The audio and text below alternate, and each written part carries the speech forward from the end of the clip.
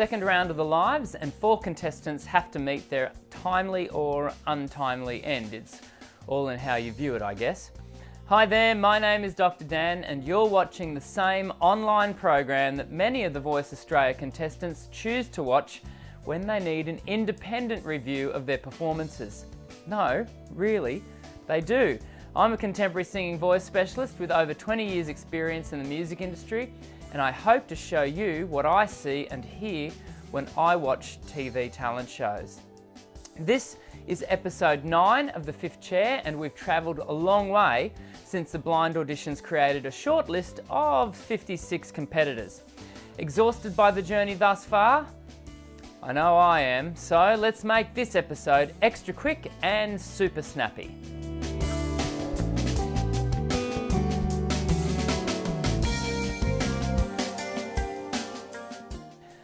One of the most important things for a singer is their posture.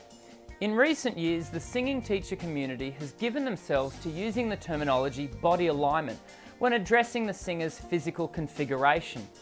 Along with breath management, body alignment is foundational to efficient, sustainable sound. Now, in this episode, I want to review 2 of the contestants and discuss how they used their body alignment in their performances, both negatively and positively. First, let's watch Kat Jade's performance of Dark Horse. Once again, Kat has shown herself to be a real contender for the finals. Did you notice how Kat's centre of balance remained, for the most part, over the balls of her feet? When the singer activates a buoyant body position, the lower half of the body is engaged and relieves muscular tension from the neck and the shoulders. This in turn allows the voice to provide maximum output without constricting and locking up. Kat's body alignment was not perfect, however. Kat does find herself dropping too low into a squat position.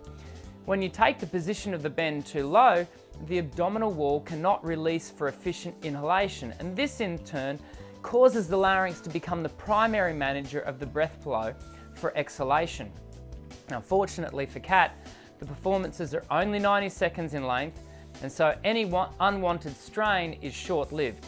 But she'll need to address this bad habit of dropping to a squat if she wants to perform for longer periods of time. Now, let's watch Jackson Thomas's performance of Seal's massive hit, Kiss from a Rose.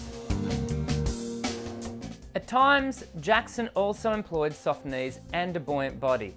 But there is a subtle difference between Jackson's employment of body alignment and Kat's.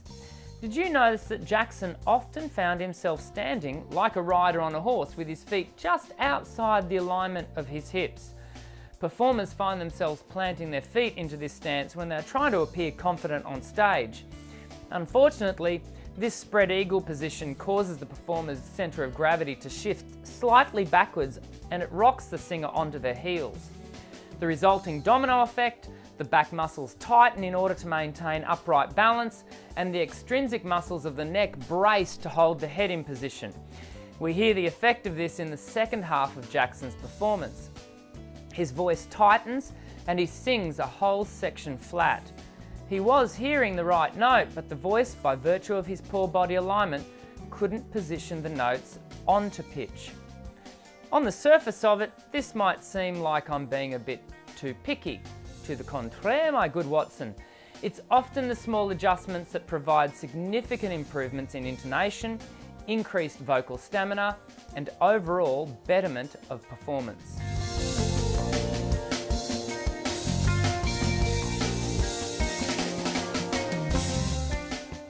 I told you it would be quick and snappy. So, where do the remainder of my top 8 stand after our first night of live eliminations? Well, in an attempt to trump the newest TV talent show, Rising Star, currently hitting America's lounge rooms, The Voice Australia employed a world first for the Voice franchise by employing live voting via the official mobile app. I wonder whether the Australian population, when given 60 seconds to place their vote, contemplated how their yes vote might impact on the artist they voted off. I know it's all academic speculation, at least it is for you and I. I wonder whether that's how the ejected contestants feel the morning after. poorly veiled rant aside, my top 8 has taken a massive blow this week. I lost 2 of my remaining 5, which leaves me with only 3, great math, hey, to tie me over to the finals. Allow me a moment to comment on the performances of my departing 2. Taylor was the weaker performer next to Isaac this week, but is by far the stronger vocal when considering his and her overall individual competition journeys. The Australian public voted for ZK, don't get me started, which left Matt standing next to Anya.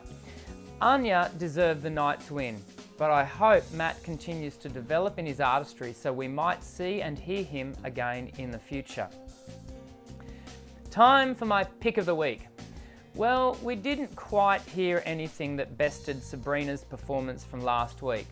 Having said that, there were 3 relatively decent performances on Monday night. In third place, Anya Nissen sang Irreplaceable and bumped Matt for a place in the finals. I'm giving second place to Sabrina for her rendition of Shakira's Empire. Edging Anya and Sabrina for Dr. Dan's pick of the week is Kat Jade. I think we are observing Kat develop and gain valuable experience from the zero to hero process of the TV talent show. As you know by now, I don't believe these programs develop professional artists wholesale, but I think I can say we have observed some measured progress in a few of the performers, and most of all, Kat.